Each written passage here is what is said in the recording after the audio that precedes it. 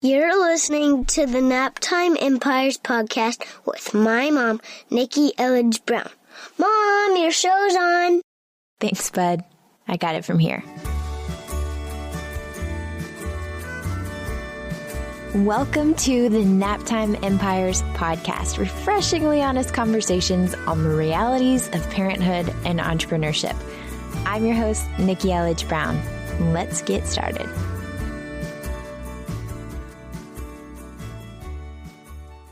Just a quick heads up, as you can tell by the title of this episode, we're talking about some serious issues, some lighter issues too, of course, but if little ears are around, you just want to be mindful, or if this postpartum depression is something that is fresh that you're going through right now, obviously, if it's helpful to you to hear other people's stories and know that you're not alone, I'm so glad that you're listening. But if it's too fresh for you right now, it might be painful to hear someone else's story, then just be mindful of that, guard your heart, and know that there is support out there.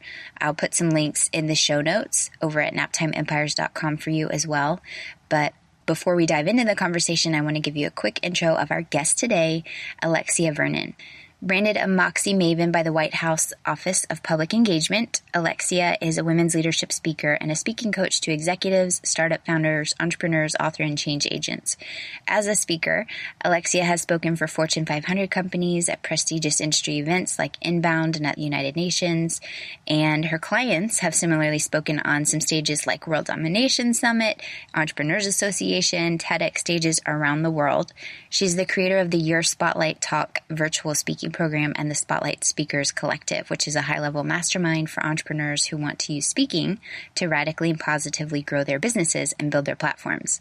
We met online, like I've met most of my biz buddies and most of the guests that are on the show, and just through various mom and entrepreneur groups. We did briefly meet in person because we had lunch together at some point in Vegas, like a big group lunch at the 90-Day Year event in 2016, which is where I met so many other of my biz buddies in real life who have also been on the show.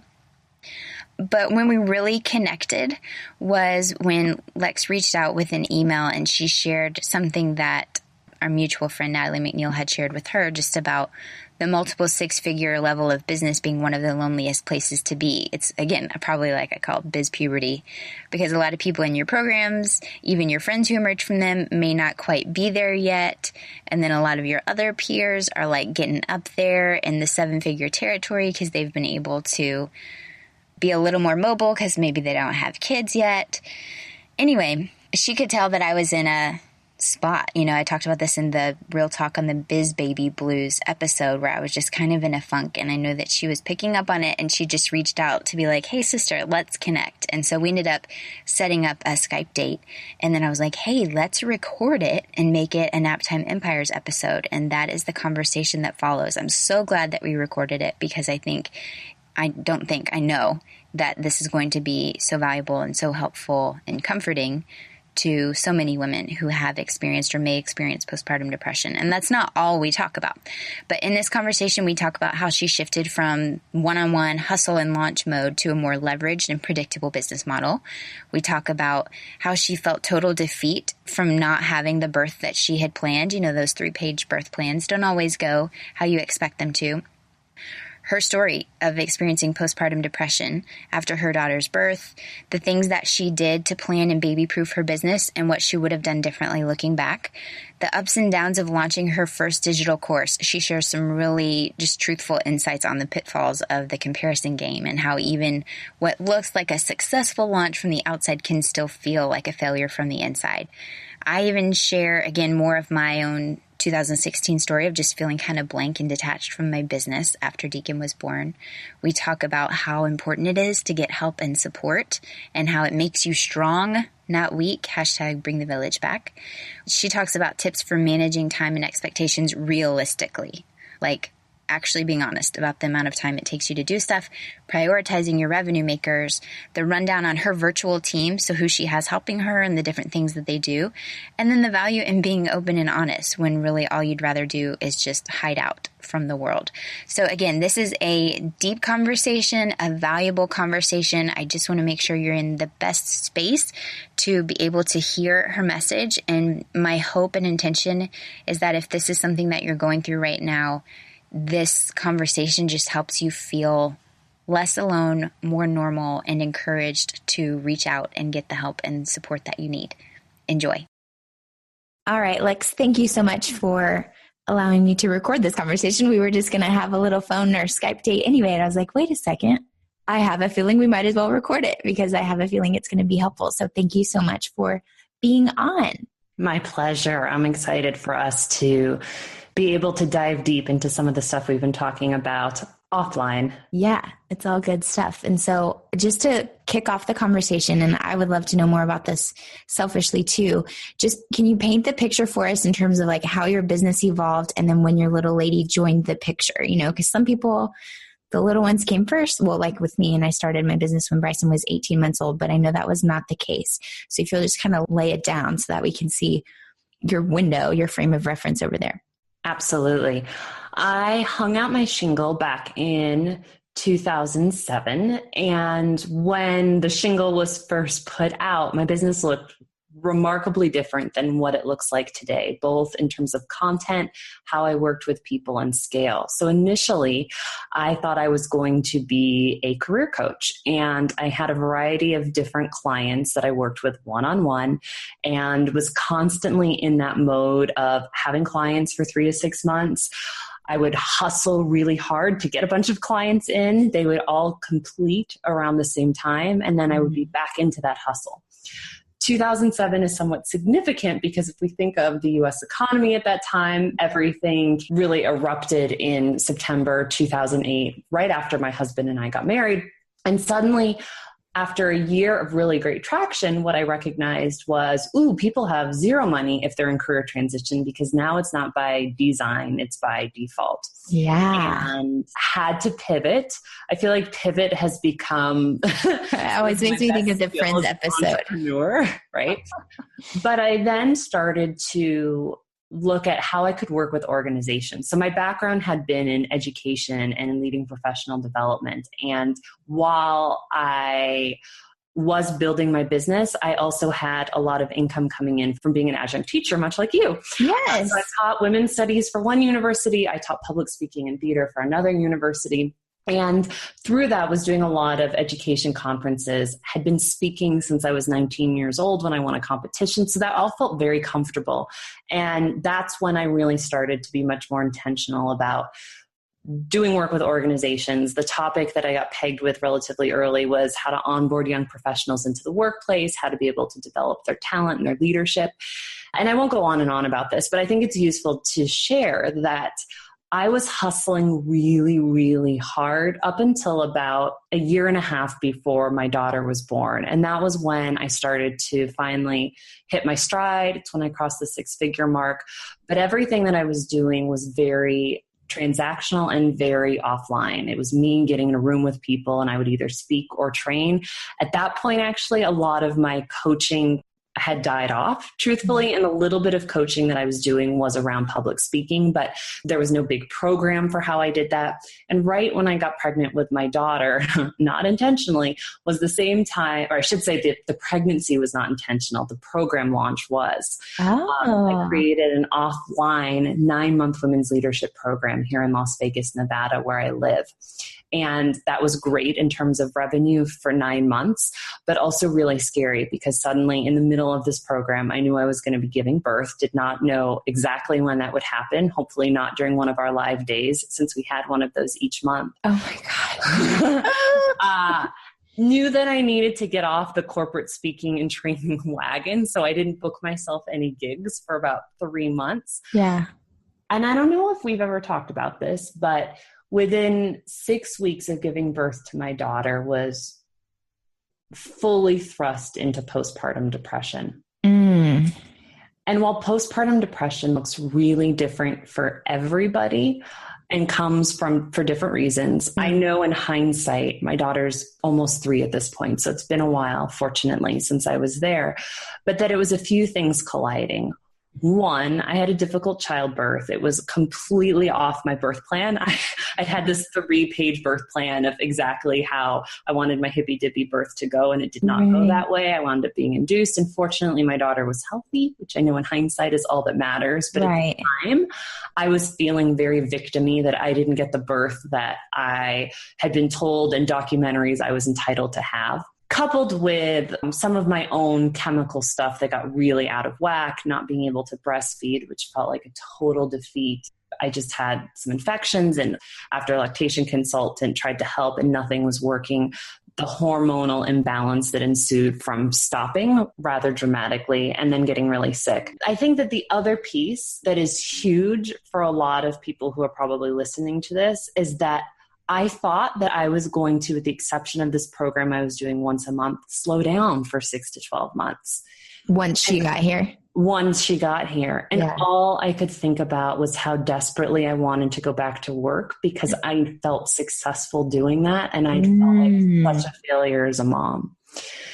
Yeah. Well, 3 years later, that still hurts to say, but it's true. And that was when I 100% pivoted to creating an online business, and true to the Naptime Empire's title, was not in a position to bring in a nanny during that time, just financially, especially after my husband wound up taking a period of absence from work to be able to stay home with me and help me get healthy and make sure that our daughter was well taken care of. Yeah. But I knew that I didn't want to compromise my ambition. I had a ton of it. And so here we are 3 years later with a business that is radically different. I now work primarily with entrepreneurs and change makers and authors and media personalities who want to use speaking to build their businesses. I still do quite a bit offline in intensive weekends. I have a high-level mastermind, and I also have virtual programs, but I've built all of it with totally inadequate childcare over the last 3 years. But I'm happy to say I feel like I'm in a really good place, although there's been a heck of a lot of road bumps along the way. Okay. Well, there's so much there. And thank you so much for sharing all of that, because I totally know that someone listening is like, oh my gosh, me too. And I'm so glad that she shared that and said it out loud, because maybe they haven't been able to articulate it. So I want to rewind back, because you were saying that you were setting up that 9-month program. So you weren't planning to get pregnant. She was a surprise. Well, because I think everything can be planned, ha, ha, ha. Right. We were planning to get pregnant. We thought it would take a while, and that most likely we could plan it so that in the 3-month period in between cohort cycles, I could deliver. Without being too graphic here, the first time we practiced without protection, I got pregnant. So, okay, she was ready to come on. Ready to come out. And it's funny because we looked at each other, and again, I don't want anyone to be horrified at all the visuals, but we kind of knew. Yeah. We're like, I don't know. I feel like she's ready to come out, and I feel like that might have been it. And sure enough, I was speaking at a conference 2.5 weeks later, and I knew she was ready to come out, and we were pregnant. That is amazing. Well, and since we're sharing TMI, I might as well then match your TMI with mine, which is, because I've shared it on my blog before. We had Bryson, and then we had what's called a chemical pregnancy, which is basically when you can get a positive test. But if I hadn't taken the test, I never would have known basically that technically it was like a pregnancy, but I would have just never known it. I would have just thought, oh, I was just a few days late basically. So that was like emotionally hard, not physical hard, but emotionally, because I was like, oh, wait a second. Because I knew, I could tell something was up. And then later in October 2014, I had an actual miscarriage. And so Jeremy was going to be deploying in 2015. And I'm very thankful that getting pregnant for us, pretty much as soon as we talk about it, it happens. But then having 2 losses, we were like, oh, okay, well, I don't want to try again. You're going to be deployed and whatever. So I found myself, as he was preparing to leave for deployment in 2015, I was kind of getting resentful at people talking about, I mean, there's so much that comes with miscarriage. Like there's just so much. emotional stuff when you see people talking about pregnancy or even planning pregnancy, and you're just like, dude, it's not something you could just plan, or even if you can, and there's just so much with it. And I started to notice myself feeling resentful that I wasn't going to be able to even try for another like 7 or 8 months, obviously, until my husband was home. And so the TMI part is the night before he left for his deployment, I was like, you know what? Who are we to micromanage? What if God wants to give us another little one sooner rather than later? And so sure enough, Deacon was actually conceived like literally the night before Jeremy left for deployment.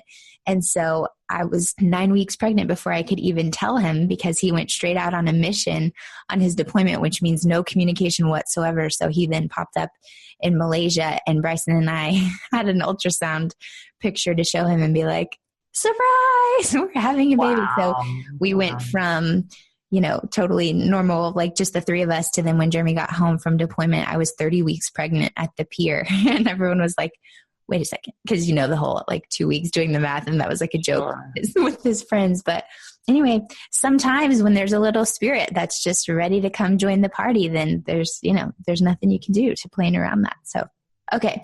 So once you found out though, because this is another thing that I know a lot of people are scared to, regardless of how they are planning to have kiddos, maybe if it's through adoption or whatever, it's still something that people are like, how's this going to affect my business? So you had kind of hit your stride. So even though you were intentionally creating that space to bring a little one into your life, it's still kind of like, oh crap, okay, how do I prepare for this? So what were the things that you were doing? And even then there's no way to prepare, because you learn as you go, obviously, and there are things you can't plan for. I'll be 100% honest that I prioritize 100% my delivery.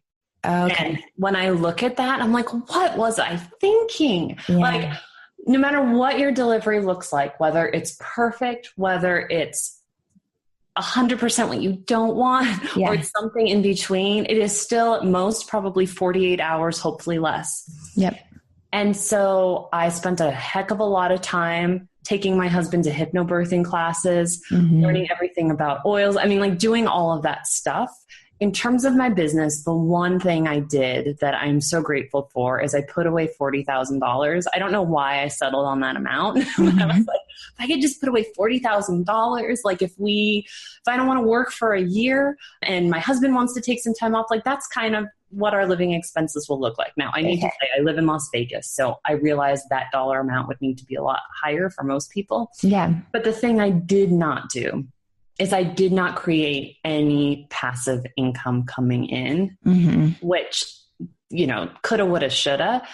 But because my business was 100% offline, what it meant was that if I wanted to make money, I had to do things to make money after. I couldn't run a Facebook ad to something. I mean, at that point, I don't even think there were Facebook ads, or if there were, I didn't know about them. Yeah. There was no income other than if I did something, it could make income.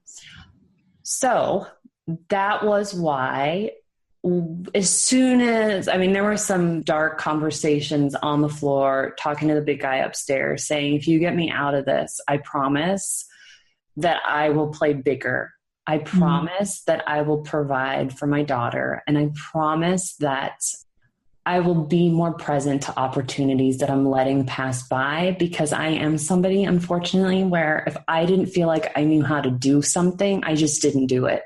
And I'm not naturally techie. And so while all of my buds were building these multiple 6-figure, in some cases 7-figure, in one case 8-figure business, I would say, well, I don't know how to do that myself.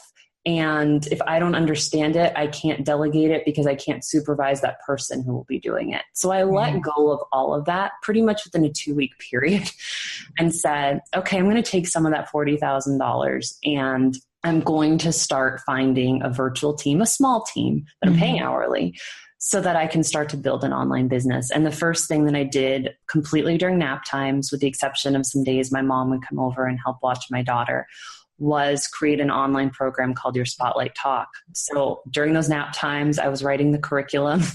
I was doing the scripts for the videos that I would record. I was enrolling in programs to learn, what is this launch business I hear so much about, but have only been seen from the outside, never really from the inside. That summer, so it was about 4.5 months postpartum, I enrolled in a mastermind so that I have a mentor who really understood the tech stuff, guiding me along the way. And then 7, 8, math on the spot is not so good for me. About 8 postpartum was when I did my first launch of the program. And I can say this because I think that there's a lot of people who are probably listening. I thought that because I had some hot affiliates and I was doing perfect launch execution strategy, that during my pre-launch, I was going to grow my list by 10,000 people. And then I was going to have 800 to 1,000 people purchase the first round. It didn't go that way. Yeah. At all. And while most people looking from the outside would say, you had a multiple 5-figure launch, like you should be very proud of that. I was devastated. Very few people know that I had 3 or 4 weeks where I felt like I was fully thrust back into postpartum depression. So I'd gone on an antidepressant. I'd come off it within 3 to 4 months because I'd been feeling great. And I was totally second guessing everything at that point because I was back on the ground sobbing. My husband deserves a medal for not just sticking with me, because that sounds like, well, partners should do that, but his ability to coach me out of it. I always say that, my husband is as good, if not stronger of a coach than I am because he listens to everything I do and just gave it back to me. Yeah. But after that, that's when I was like, okay, I'm done with unrealistic expectations here. Like if I grow at a snail's pace, I grow at a snail's pace. If I can only reinvest a little bit back into growth, that's fine. But I refuse to spend any more of my life putting a noose around my neck that's coming from expectations by comparing myself to my friends. Yes. And it wasn't like comparing myself to like famous people. Like for me, what was difficult is it was friends. It was people who were my buds who were killing it. So, while I'm very happy with where things have grown, and I don't want to suggest that everything was rainbows and cupcakes after that first launch, because certainly there has been growth. There was one launch in there that was just a real pooper. Overall, I've gotten really clear on what I should be doing in my business, what other people should be doing in my business. I'm not perfect. Like I know what that is, even if sometimes I muck up my own formula. And I've just allowed myself to go off plan. And if there's something that feels like it's what I want to do, I do it.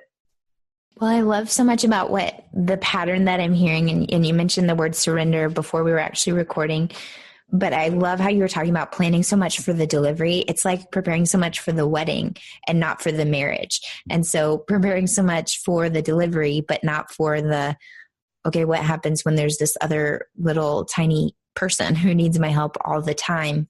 And again, there's only so much you can do. I mean, specifically for me, for my delivery with Deacon, which was a VBAC, they say that the birth that you have is like the birth that you most needed or whatever. With Bryson, for sure, it was a C-section. He was breech.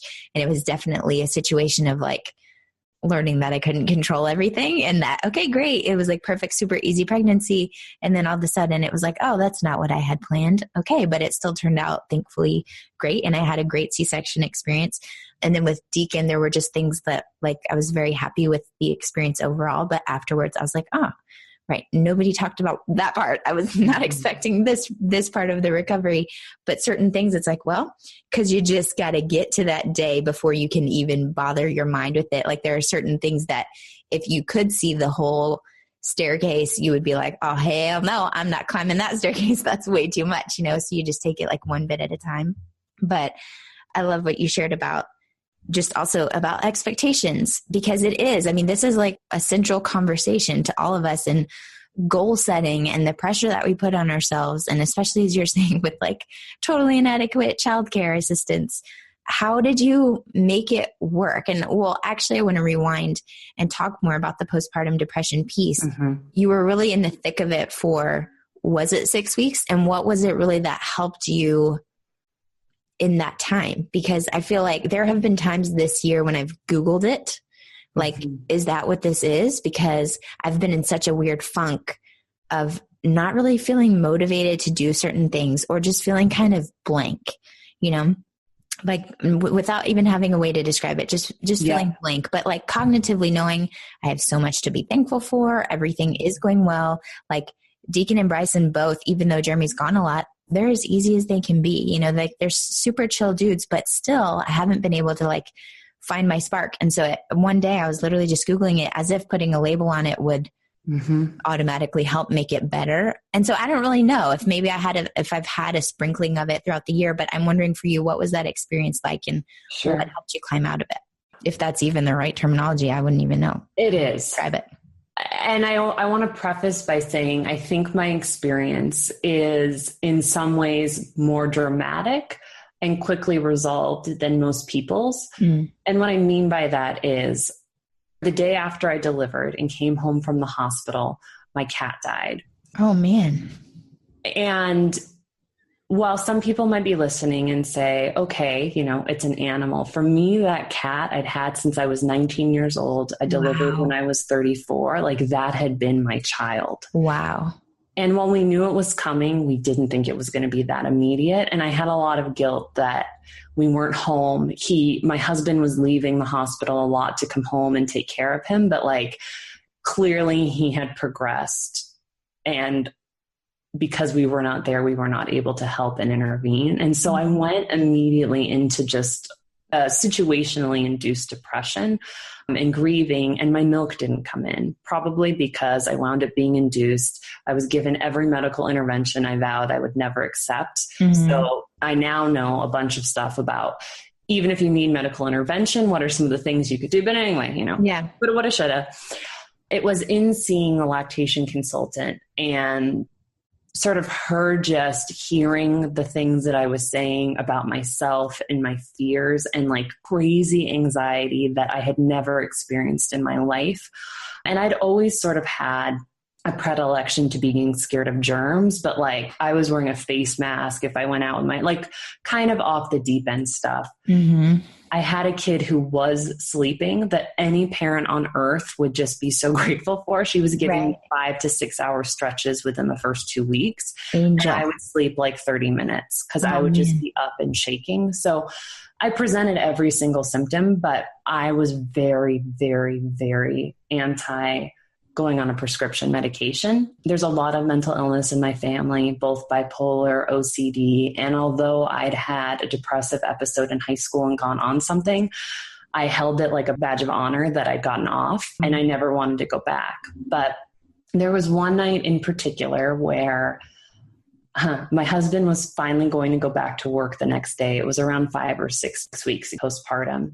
He was outside of our bedroom doing something, watching TV.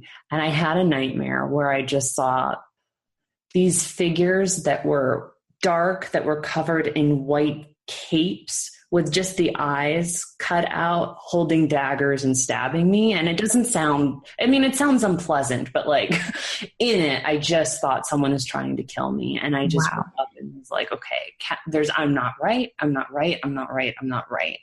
So the first thing that I did was actually work with a homeopath and tested all of my hormone levels. And we realized that like progesterone, the happy hormone, was at a complete 0. So we started with hormones. It helped, but it didn't help totally. So I did go on, and I'm always very transparent about this, because at that point I wasn't breastfeeding. Prozac was an option. I took a low dose of a sleeping pill. And while you can never say that something is totally over, truly within 2 weeks, I felt 100% like myself again. Wow. I think for me, sleep was huge. I'm not somebody who does well. I don't think anyone does well with little sleep.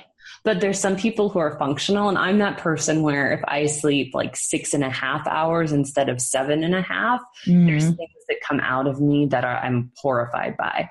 So sleeping 30 minutes, like that just created a level of paranoia that puts most people in hospitals. And thank God I had a spouse and my mother lives 13 minutes away that were just there and didn't leave me alone. And, you know, fortunately I never had horrible thoughts about my daughter, but I worried that I wasn't able to protect her from the world. But for me, the delusions were never about harming her. It was about me being harmed and not being able to protect my daughter. So, you know, as soon as that stuff happened and like people were printing me out articles of postpartum depression, it was pretty easy to accept that that's what was going on.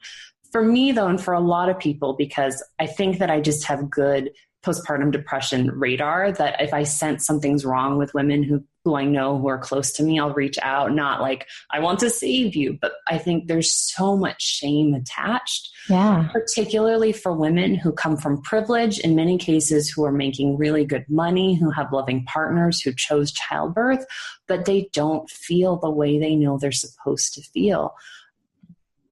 That whether you call it postpartum depression or not, it's important to be able to recognize and to get whatever makes sense for you so that you can move through it.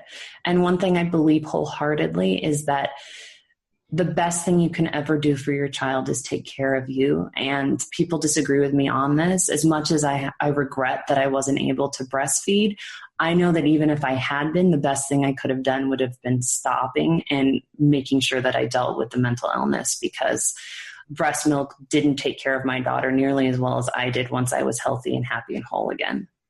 Well, again, thank you so much for sharing all of that, because and I know I have a few friends who have definitely experienced it, and then many others who, there's the baby blues, and you just wonder. Again, for me, it was more, I guess, bizarre because my business has become like a baby to me. So I almost felt like it disassociated from my business, and that was the weird thing for me, but like it comes in so many different flavors, I guess. And so I would just encourage anybody, if you're thinking about if this could be something and you know that you don't feel right, like just reach out to someone and don't feel ashamed and don't feel embarrassed about whatever it may mean, because it is what it is. And for you and for everyone who loves you, and especially this little being that you're charged with taking care of, like, it's okay. It doesn't make you weak to get help. It makes you strong to ask for help and to acknowledge that. And that is something that translates to even when you're doing great, like even when all things are great, normal, and you're feeling like yourself, we still need help, and we still need to prioritize whatever it is that we need. And I think that people really underestimate, again, even in normal, quote unquote, like healthy, feeling good circumstances, sleep, dude, sleep. Yeah. And that's why I'm like, no, seriously. I said in an interview the other day, like we were talking about childcare and having help and how I felt weird about it because my whole family lives in the same town. So I'm not used to having babysitters, that aren't actually like, it's my sister or my parents or whatever. And so it felt uncomfortable for me to have actual help. But then I'm like, no, dude, once I had that help, I'm like, yes, I can't imagine what it would feel like to not know that there was another grown-up coming in, so that even if what I needed to do was go upstairs and take a nap, then I at least know I can do that, and Deacon's taken care of and being totally doted on and whatever. Otherwise I'm like a zombie and super impatient, and I can be super snappy, and nobody wins in that scenario. So okay, I would love to transition then and talk about, again, sleep-wise, when the little ones are sleeping. So you really truly did, because I was saying Naptime Empire is kind of like a symbolic name just to kind of like this phase and season of life when you have little ones who are probably naptime kind of age. What did you do and how did you make it work when you were literally building this online arm of your business strictly during nap times? Because sometimes nap times don't happen, or sometimes they're short. So what kind of things and tips would you have if somebody really does just have that finite amount of time to just go for it? That if you have specific goals that you're working towards, reverse engineer from those goals and be realistic about how much time it's going to take to achieve something, and then just extend your timeline. And always assume, especially if you've got really little ones, that you're going to have 3 times as many sleep regressions as you think you will have. If your kiddos, let's say you have an older child who goes to school, who's coming home and bringing things home, that your little one is going to get sick and that's going to interrupt, and it's not about saying this sucks, but it's about giving yourself more time than you think you will need. I don't have the same situation that you do, Nikki, in terms of my husband being gone where I cannot access him. But in terms of his job, he, not so much this year, but definitely during the first 2 years of my daughter's life, he would go away for like a week at a time, or sometimes 8 to 9 days at a time. And he would oftentimes be told, like, you're doing this tomorrow. So that was really hard because we hit a bunch of those stretches where he was working 9-day stretches with 1 day off, 9-day stretches with 1 day off, kind of out of nowhere, 2 weeks going into my launch. And that was when I was really clear, if I survive this, I'm bringing in a part-time nanny on the other side. And I did survive it. It wasn't pretty. I mean, I worked Well, to some people who are not sleeping at all, they're probably like, Alexia, that's an ultimate privilege that you're only sleeping 4 to 5 hours a night. Like you had 4 to 5 hours of sleep. But for me, it was not great. Yeah. Because I had that deadline. Had I known, however, that all of these unforeseen things might happen, I wouldn't have cemented a launch date where I had. I would have given myself more time. And I've learned now to create that reverse engineered plan and to always add in at least 10 to 15% more time than I think that I will need. The other thing that has really helped has been having virtual people who handle specific tasks. So my team at this stage, it actually was bigger for a while. And then I realized I had a few too many cooks in the kitchen. So it compressed a little bit. Yeah. But I have an online business manager who handles operations for me. And, you know, she probably is a little bit more of a Jill of all trades than she would like. But I really appreciate having that one primary person I check in with all of the time. We live on Trello cards together who has oversight in addition to me. I've got someone who handles, I'm on Infusionsoft, but all of my email management, all of my membership systems, all of my financial stuff, like that's great. And then people who move in and out are developers, designers, copywriters, depending on whatever project I'm looking at. But that has also helped because I actually really love writing. And at this moment, I may be doing a little bit more than I should be doing. But I also know that if I decide I don't want to do something, I have people that I can delegate to. Right. Which is so important for both sides of it. I mean, it's important to be able to have help. And this is the other thing that I feel like it'll probably come up in practically every one of these conversations is about getting help and figuring out how you can make it work. Because so many people are going to be like, well, I can't afford that. I can't afford that. And that's how you could say that. And if you argue for your limitations, then you get to keep them, whatever that saying is. It wasn't mine, but I do like to think it to myself because I'm like, Nikki, just like you were saying, if you were just telling yourself, well, I can't do that they're doing because I don't know how, it's like, well, all right, then you won't. So when you change your mind and you decide you do want to, and you do want to be able to get more done in less time, or let's be honest, even keep the status quo, but you automatically have less time because you are dedicating time to a human now, you've got to get some help. And you get to choose. That's the cool thing about being your own boss is you get to choose what that looks like for you and being able to bring people in. It's like, it's just such a big fat lesson in surrender, and being able to be okay with, well, right. Okay, I can't actually do all of that by myself and read The Big Leap. You don't need to. You don't want to. Oh, and such a good book. Oh, yeah, it is. So we'll definitely make sure we link that in the show notes. If y'all have not read The Big Leap, I'm going to do that. But I also think it's so important what you said about giving yourself more time and baking in that buffer because it's so easy to be like, all right, I have one nap time. I'm going to do all of these squillion things. And then of course you're going to beat yourself up over it because it's just not going to happen realistically, even on a full night's sleep and like a green smoothie for breakfast and a lovely proteiny, green salad for lunch. Like there's still only so much you're going to be able to do. And so the more honest you can be about what you can do in the time that you have, the better off you'll be. So you're not beating yourself up over not getting it all done. And this is inferred, but I just want to throw it in there. And the time it realistically takes you to get that task done, not the time it should take you, but the time it does take you. Like if you are somebody where it takes you 4 hours to write a newsletter to your list, it's not about writing it in 2. It's about just scheduling yourself for 4 hours to do it before you have to turn it over, because otherwise you're constantly competing against a performance expectation for yourself that's just not realistic. Yeah.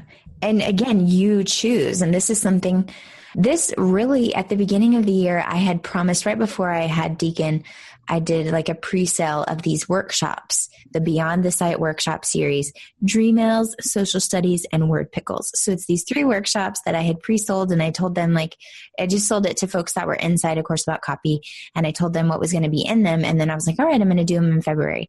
And then I wasn't factoring in the fact that Jeremy was leaving for another half deployment in January when Deacon was 3 weeks old.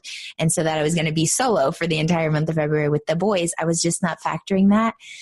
And so I kept feeling so much guilt, even though it was a self-imposed deadline, but I had told it was like 30 something people who had bought the early bird.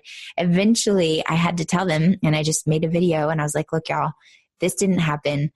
I don't know. Again, like I said, I couldn't bring myself to do anything. I was not motivated to create what I had been motivated to create, big mouth talking, on the webinar way back when, before Deacon was actually on the outside. And it was so funny because the reaction I told them, okay, I'm going to definitely do it by, I forget what I said.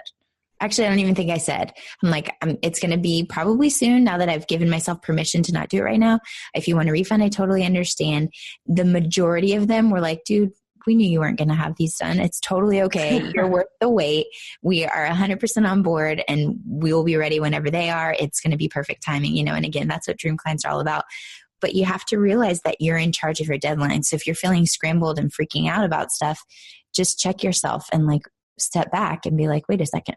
I'm actually the one who set that deadline. That means I can change it. And it's so good to catch that before you get other people involved with those deadlines, so that you can give yourself that space. Because then if you beat your own deadline, great, sweet, bonus. But if you don't, then you're not going to be all upset about it. One of the things that I learned coming through the postpartum depression that applies here too, and it's something I say to the women in my mastermind a lot, is those times where you feel like you want to hide. Tell people that you want to hide and bring them into the conversation in a way that is contextually appropriate. Now, I'm not suggesting you tell your clients all of your messes. Yeah.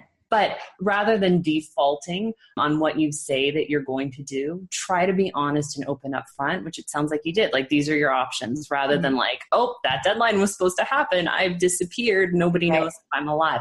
That's the stuff that will totally compromise your brand, that will hurt your business. But there have been many times, blessed lately, where I thought that I was going to be able to do something, or I'd announced I was going to create blah, blah, blah. And then I decided I wasn't going to launch that. So I've told my list, you know what? I'm not doing that anymore. I'm changing direction, rather than waiting and just not acknowledging it. And then people inevitably emailing saying, hey, I thought you were going to do this new thing in November or whatever month it was. Right. Yeah. Closing the loop. Because otherwise it's just hanging out there.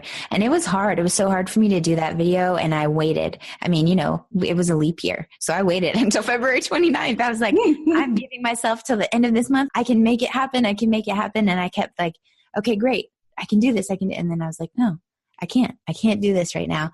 And I just have to be honest about it. And like I said, even the few who were like, okay, that's cool. Actually, I don't know that I need it right now anyway. So let's, I'm sure I'll buy it later once it's available or whatever. And even they were so nice about it, but I just felt so much better once I was just like, look, y'all, this didn't happen. I don't know when it's going to happen because I don't know, but I appreciate you.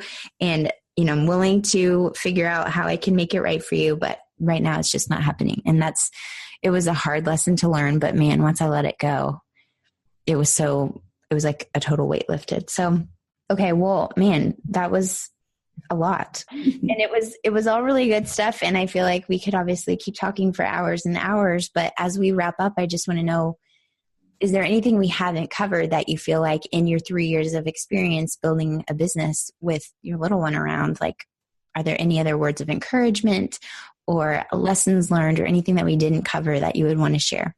I could go on and on about this and won't, but there is one specific thing that I wish I'd given myself permission to do a couple of years ago that I didn't, that might be useful for folks, which is, again, might sound like I'm being an oracle of the obvious, but when you have less time, do less things for the world and just monetize the stuff that's working more. And I think a lot of people are terrified. If I only have, 1 or 2 streams of revenue, isn't that going to be really dangerous? And it may be that you do want to have a few different streams, but let them be integrated if the thought of doing all of these different things is stressing you out. Now, there are some people who are multi-passionate and they do best when they have a few different things going on, and that's great. But if it feels like there's too much, prioritize the stuff that I'm giving you 2 things to think about. A, fuel your soul and make you happy and make you want to be alive during this time where the kids are young and it's tough because they will eventually grow up and you'll have more time again. Right. Or 2, especially if money is an issue, that are income generating.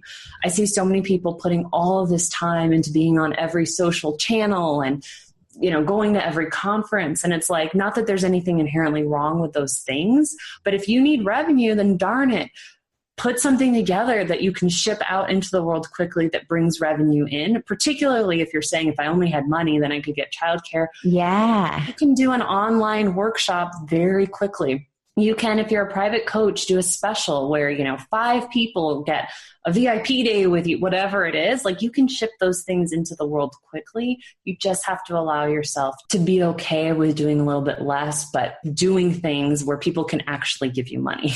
Right. Hello. And it is very easy to hide behind all the other stuff and to just be like, oh, look, I'm doing stuff for my business because I'm on Facebook in a group where there's a bunch of entrepreneurs, but that doesn't necessarily mean, unless you're actually having conversations with potential clients who are then paying you, or those are customers or whatever. But yeah, it's easy to trick yourself into thinking that you're working and building your business when you're actually not. And yeah, I like that you said the 2 pieces to it though, because it's not just about the money. And I mean, obviously, whatever your financial situation is, you need the revenue, but ideally, dream world, dream scenario, Naptime Empire, you're making money by doing something that you actually enjoy doing and that you enjoy offering. And that's definitely an important piece to consider.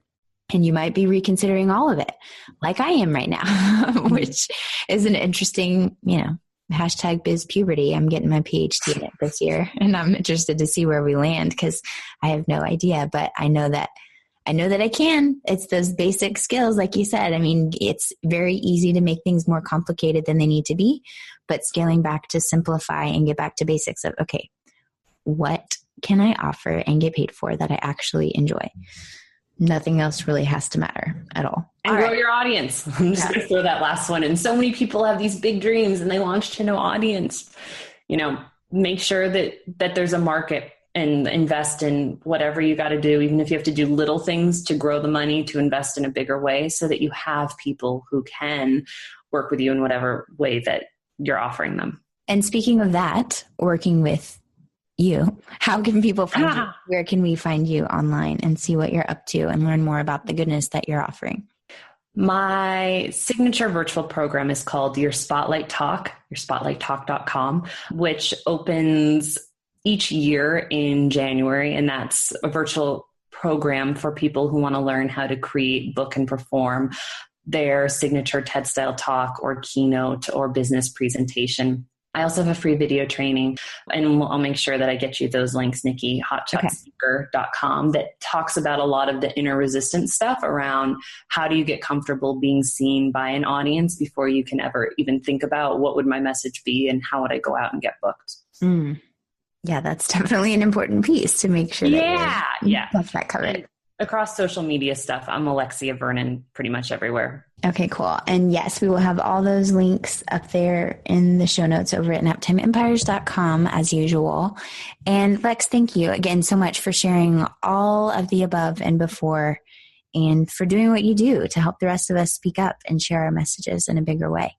Thank you, especially for facilitating this conversation.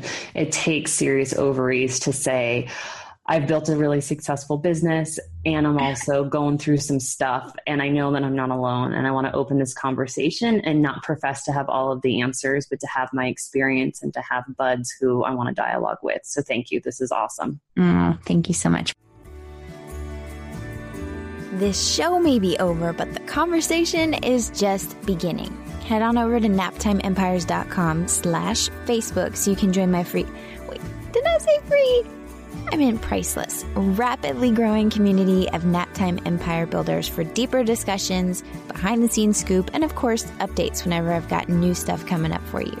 naptimeempires.com/Facebook. See you there. See you next time. Thanks for listening.